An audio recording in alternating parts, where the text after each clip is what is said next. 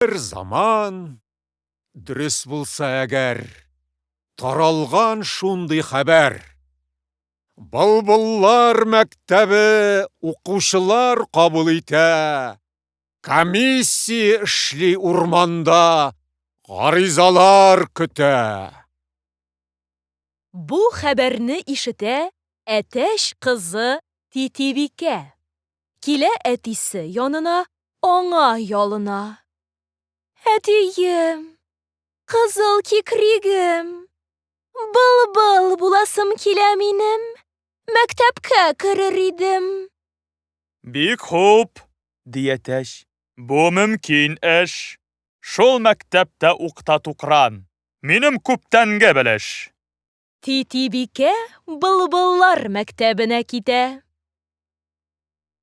Комиссия рәисе ябалак, тора да аңа карап, кем син ди? Ни өчен монда урманда укырга телисең ди? Титибикәнең теле телгә йокмый, ни белгәнен тукый. Әйтсәм, әйтием ди. Җырчы минем әтием ди. Әнием дә көй остасы. Көн озын җырлый тибенә. Кыскасы, һәммәбез җырчылар нәселебез. Былбыллар мәктәбенә килүем шуңа менә. Ябалак күзләрен уйната, тукранга карый. Әтегесе әйтә. Минемчә, алырга ярый. Кикриге дә матур, канатлары да каурый моның.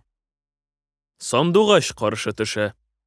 Өйрәнә алырмы ул былбыллар моңын?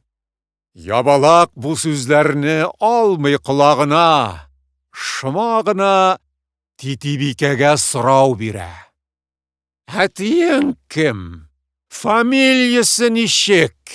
Голландский, ди Титибикә.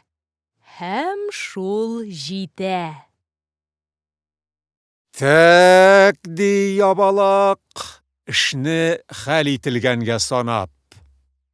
Голландский ни җитте кош түгел. Аның кызы менә дигән былбыл.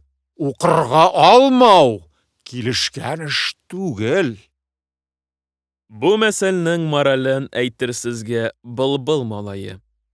Ул конкурстан үтмәгән.